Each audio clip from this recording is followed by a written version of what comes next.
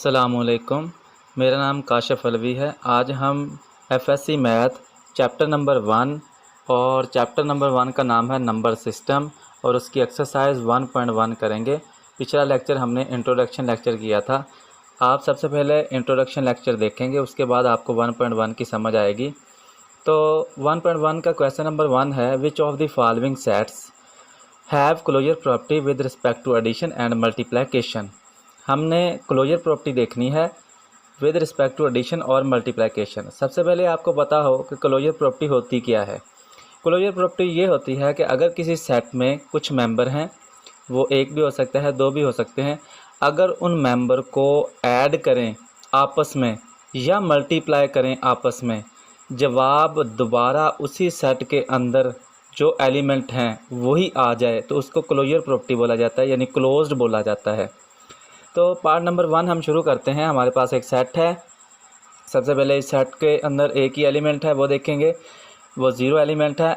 अब हम इसको क्लोज देखेंगे कि क्या ये क्लोज्ड है। तो सबसे पहले हमने एडिशन के हिसाब से चेक करना है, तो एडिशन टेबल बनाया। एडिशन टेबल भी बना सकते हैं, वैसे भी दूसरा मेथड है, इस तरह भी कर सकते हैं। तो हम एडिशन टेबल से करेंगे। तो 0 को हमने हॉरिजॉन्टल भी लिखा और वर्टिकल भी लिखा। अब 0 को 0 में ऐड करेंगे तो जवाब 0 ही आएगा। तो 0 इस सेट के अंदर मौजूद है, तो हम कहेंगे कि 0 बिलोंग करता है इस सेट के अंदर। ठीक है, तो 0 हैज़ क्लोज्ड, यानी ये सेट जो है ये क्लोज्ड है, क्लोजर है, इसकी प्रॉपर्टी क्लोजर है विद रिस्पेक्ट टू एडिशन। ठीक है, अब मल्टीप्लिकेशन टेबल के हिसाब से इसको चेक कर लेते हैं। मल्टीप्लिकेशन का साइन लगा के इस तरह हम हॉरिजॉन्टल 0 लिखेंगे और वर्टिकल 0 लिखेंगे। अब इसको मल्टीप्लाई करेंगे, जवाब 0 आएगा। तो 0 जो है वो बिलोंग करता है इस सेट के अंदर। ठीक है, तो हम कहेंगे कि 0 belongs to this set which implies that 0 has closure property with respect to multiplication. यानी 0 जो है इस सेट के अंदर मौजूद है, और अगर 0 मौजूद है तो ये क्लोज्ड है अंडर मल्टीप्लिकेशन। पार्ट नंबर 2 की तरफ आते हैं। पार्ट नंबर 2 में एक ही एलिमेंट है 1। अब एडिशन टेबल में हमने इसको सेम उसी मेथड से लिखना है। लिखने के बाद ऐड करेंगे 1 को 1 में, तो 2 आएगा जवाब। 2 जो है वो बिलोंग्स नहीं करता इस सेट के अंदर, तो हम कहेंगे कि ये जो सेट है does not closed under addition. अब आते हैं हम नेक्स्ट मल्टीप्लिकेशन, इसी को चेक करते हैं। 1 को 1 से मल्टीप्लाई करेंगे तो जवाब 1 आएगा। 1 इसी सेट के अंदर मौजूद है, आप देख सकते हैं। तो हम कहेंगे कि ये जो सेट 1 है ये बिलोंग करता है इस सेट के अंदर, तो ये जो सेट है has closure property with respect to multiplication. अब पार्ट नंबर 3 की तरफ आते हैं। पार्ट नंबर बच्चों 3 है, हमारे पास 2 एलिमेंट हैं। हमने एडिशन टेबल उसी तरह हॉरिजॉन्टल 0 और -1 लिखा, वर्टिकल 0 और -1 लिखा। अब हम 0 को 0 में ऐड करेंगे। ये 0 इस 0 में ऐड किया, जवाब 0। 0 को 1 में ऐड किया, -1। अब -1 को 0 में ऐड करेंगे, -1, और -1 को -1 में ऐड करेंगे तो -2। तो अब हमने देखना है कि ये जो हमारे पास 0 है ये सेट के अंदर है, जी हाँ मौजूद है। अगर -1 देखें तो ये भी मौजूद है। अगर ये -1 देखें तो भी मौजूद है इस सेट के अंदर। अगर हम देखें -2 तो ये इस सेट के अंदर मौजूद नहीं है। तो फिर हम कहेंगे डायरेक्ट कि ये जो सेट है does not have closure property with respect to addition. Addition के हिसाब से ये क्लोज्ड नहीं है। ठीक है, क्योंकि इसमें -2 आ गया, -2 इस सेट के अंदर मौजूद नहीं है। अब हम मल्टीप्लिकेशन टेबल बनाएंगे। मल्टीप्लिकेशन टेबल बना के उसी तरीके से एलिमेंट को लिखा, नीचे भी लिखा। अब मल्टीप्लाई करेंगे, जवाब हमारे पास ये आ गया। अब इसमें जो जवाब 1 आया वो इस सेट के अंदर मौजूद नहीं है। -1 है लेकिन 1 नहीं है। तो हम कहेंगे ये वाला आपने प्रोसीजर सारा नहीं करना। अगर आप ये टेबल बनाएंगे तो फिर आपने ये नीचे वाला सारा प्रोसीजर नहीं करना, आपने डायरेक्ट लिखना है कि ये जो सेट है does not have closure property with respect to multiplication. अब पार्ट नंबर हम 4 की तरफ आते हैं। पार्ट नंबर 4 भी सेम उसी तरीके से है, आप ये खुद ट्राई करेंगे। मेरे ये नोट्स हैं, इसी नोट्स को अगर आप कमेंट्स करेंगे तो आपको ये नोट्स मैं सेंड कर दूँगा। अब पार्ट नंबर 4 सेम उसी मेथड से आप खुद करेंगे। ठीक है, अब हम आते हैं क्वेश्चन नंबर 2 की तरफ। क्वेश्चन नंबर 2 है बच्चों कि name the properties used in the following question. हमने इन क्वेश्चन के अंदर देखना है कि कौन सी प्रॉपर्टी यूज़ होती है। तो अगर आपने इंट्रोडक्शन लेक्चर देखा होगा तो उसमें ये मैंने बताया है कि किस तरह हमारे पास ये प्रॉपर्टीज़ आती हैं और ये प्रॉपर्टीज़ जो रियल नंबर की हैं तो ये किस तरह दो नंबर को ऐड करें तो ये प्रॉपर्टी हमारे पास बनती हैं। तो हम पार्ट नंबर 1 की तरफ आते हैं। तो पार्ट नंबर 4 + 9 है इज़ इक्वल टू 9 + 4 है, यानी आर्डर चेंज है कि इधर 4 + 9 है और इक्वल से दूसरी तरफ 9 पहले लिखा हुआ है 4 बाद में लिखा हुआ है, यानी आर्डर चेंज है। तो हमने प्रॉपर्टी पढ़ी थी कि a + b is equal to b + a, जवाब सेम ही होगा। ठीक है, तो ये प्रॉपर्टी हमारे पास होती है commutative property with respect to addition. Part number 2 की तरफ आते हैं। पार्ट नंबर 2 में 3 एलिमेंट हैं, एक a है, 1 है, 3 + 3/4 है। दूसरी तरफ अगर इक्वल से देखें तो हमारे पास a पहले लिखा हुआ है, दूसरे 2 एलिमेंट जो हैं वो ब्रैकेट में लिखे हुए हैं।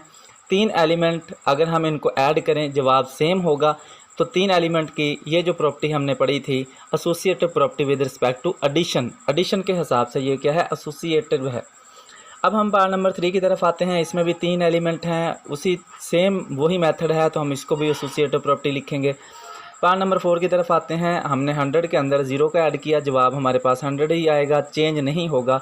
तो 0 ऐड करने से तो हम इसको कहेंगे, ये प्रॉपर्टी हमने पढ़ी थी एडिक्टिव आइडेंटिटी।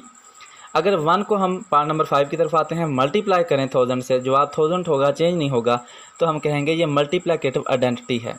इसी तरह अगर हम अब नेक्स्ट देखें पार्ट नंबर 6, तो उसमें एडिक्टिव इन्वर्स है, यानी 4 × 1 प्लस -4 × 1 इज इक्वल टू 0, यानी 4.1 का मल्टीप्लाई 1 का इन्वर्स लिखा हुआ है, जवाब 0 आएगा। तो ये इन्वर्स प्रॉपर्टी है, यानी एडिक्टिव इन्वर्स है। अब नेक्स्ट 7 पार्ट सेम इसी तरीके से ये भी एडिक्टिव इन्वर्स है, a का -a है। अगर हम पार्ट नंबर 8 की तरफ आएँ तो उसमें 2 एलिमेंट मल्टीप्लाई हो रहे हैं, वो सेम पार्ट नंबर 1 की तरह है लेकिन मल्टीप्लाई हो रहे हैं, तो हम कहेंगे commutative property with respect to multiplication. अब नेक्स्ट पार्ट 9 है। इसमें भी हम देखें कि एक एलिमेंट 2 एलिमेंट अंदर जो है ब्रैकेट के अंदर वो सब्ट्रैक्शन में है, लेकिन एक एलिमेंट जो है वो लेफ़्ट साइड से मल्टीप्लाई हो रहा है, तो हम कहेंगे लेफ़्ट डिस्ट्रीब्यूटिव प्रॉपर्टी। ये हमने पढ़ी थी पीछे सारी। अगर राइट तरफ मल्टीप्लाई होगा तो right distributive property. Part number 9 की तरफ आते हैं। इसमें 3 एलिमेंट हैं, एसोसिएटिव प्रॉपर्टी, और इसी तरह पार्ट नंबर 12 जो है लास्ट हमारा पार्ट इस क्वेश्चन का, वो भी सेम इसी मेथड से हमने लेफ़्ट डिस्ट्रीब्यूटिव प्रॉपर्टी इसकी जो है इसमें यूज़ होती है। अब क्वेश्चन नंबर 3 की तरफ आते हैं बच्चों। 1.1 का क्वेश्चन नंबर 3 है, name the properties used in the following inequalities. ये भी हमने प्रॉपर्टीज़ रियल नंबर की पढ़ी थी, इनइक्वालिटीज़ की, तो ये भी आपको याद होना चाहिए कि किस तरह, अगर आप लेक्चर देखेंगे तो आपको समझ आ जाएगी। तो क्वेश्चन नंबर 1 की तरफ आते हैं। हमारे पास -3 less than -2 which implies that 0 less than 1। तो जवाब जो है 0 लेस देन 1 कैसे आया कि 3 में हम क्या ऐड करें और 2 में क्या सेम नंबर दोनों में ऐड करें और जवाब हमारे पास ये आए। तो हमने -3 में जो है -3 में +3 को ऐड किया इधर भी, और इधर भी +3 को ऐड किया। तो जब हम +3 ऐड करेंगे तो इस तरफ 0 आएगा और इस तरफ क्या आ जाएगा, 1 आ जाएगा। तो हमारा जो इसका आंसर होगा 0 लेस देन 1 होगा। तो ये हमने ऐड करने से किया, तो एडिक्टिव प्रॉपर्टी हमने यूज़ किया। हमने प्रॉपर्टीज़ का नेम लिखना है। इसी तरह पार्ट नंबर 2 है। इसमें भी हमने एक एलिमेंट को या ऐड किया होगा या मल्टीप्लाई किया होगा, और हमारे पास ये जवाब होगा 20 > 16। तो हमने इसमें 4 को जो है +4 को मल्टीप्लाई किया हुआ है। अगर हम 4 से मल्टीप्लाई करें +4 से, तो हमारे पास ये 20 बनेगा और ये 16 बनेगा। और इसकी जो इनइक्वालिटीज़ का साइन है वो चेंज होगा, क्योंकि 20 जो है वो ग्रेटर देन होता है 16 से, तो इसलिए इसकी इनइक्वालिटीज़ का साइन क्या हो जाएगा, ग्रेटर हो जाएगा। अब आते हैं हम पार्ट नंबर नेक्स्ट। ये पार्ट भी सेम इसी मेथड से आपने करना है। ये सारे पार्ट आप खुद करेंगे, बाकी जो है आपको मैंने समझा दिया है। एक ही नंबर को ऐड करना है या मल्टीप्लाई करना है या इन्वर्स लेना है, तो इससे आपकी जो प्रॉपर्टीज़ अगर आप लेक्चर 1 देखेंगे तो उसमें आपको समझ आ जाएगा। अब आते हैं क्वेश्चन नंबर 4 की तरफ। क्वेश्चन नंबर 4 में बच्चों, prove the following rules of addition. हमने एडिशन के रूल्स से इसको प्रूव करना है, लेफ़्ट हैंड साइड को राइट हैंड साइड की तरफ, राइट हैंड साइड की तरह। तो हमारे पास लेफ़्ट हैंड साइड को हम लिखेंगे। सबसे पहले लेफ़्ट हैंड साइड में हम इसको इस फर्स्ट पार्ट को इस तरह भी लिख सकते हैं 1/c मल्टीप्लाई करके, और जो b/c है इसको b × 1/c करके लिख सकते हैं। ये रूल है हमारे पास। अगर हम इसमें 1/c दोनों में है वो हम कॉमन लेके लिख सकते हैं। कॉमन लेंगे तो हम राइट डिस्ट्रीब्यूटिव प्रॉपर्टी यूज़ करेंगे। अब इसके बाद a + b को 1 से मल्टीप्लाई करेंगे तो a + b/c, ये हमारी राइट हैंड साइड प्रूफ हो गई। अब आते हैं नेक्स्ट पार्ट की तरफ। नेक्स्ट पार्ट में भी हमने एडिशन रूल्स यूज़ करने हैं। तो मल्टीप्लिकेशन या एडिशन रूल, तो हम क्या करेंगे, इसको 1 से अगर इधर भी मल्टीप्लाई करें, इसको भी 1 से मल्टीप्लाई करें, और उसके बाद हम इसका d जो है मल्टीप्लाई 1/d, यानी d का इन्वर्स ले लें 1/d।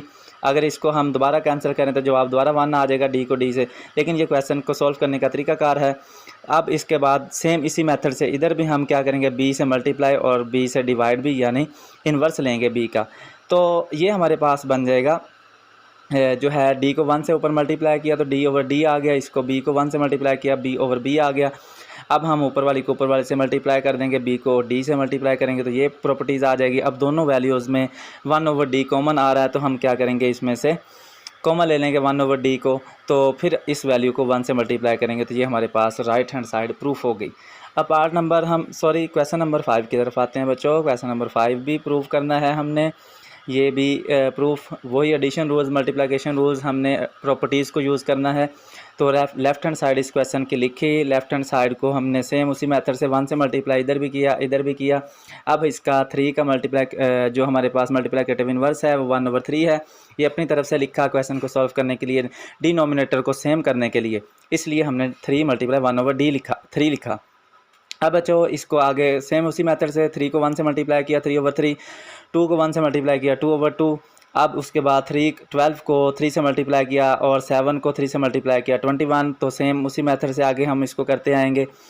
फिर हम 1/36 दोनों में सेम है, कॉमन ले लेंगे। फिर इसको 21 - 10 को 1 से मल्टीप्लाई करेंगे तो ये राइट हैंड साइड इसकी प्रूफ हो जाएगी। अब हम आते हैं क्वेश्चन नंबर 6 की तरफ बच्चों। हमारा लास्ट क्वेश्चन है इस एक्सरसाइज का, simplify by justifying each step. हमने अब इसके स्टेप को भी जस्टिफाई करना है कि हमने कौन सी प्रॉपर्टी यूज़ की है। तो हम लेफ़्ट हैंड साइड को राइट हैंड साइड के इक्वल प्रूफ करेंगे बाय रूल।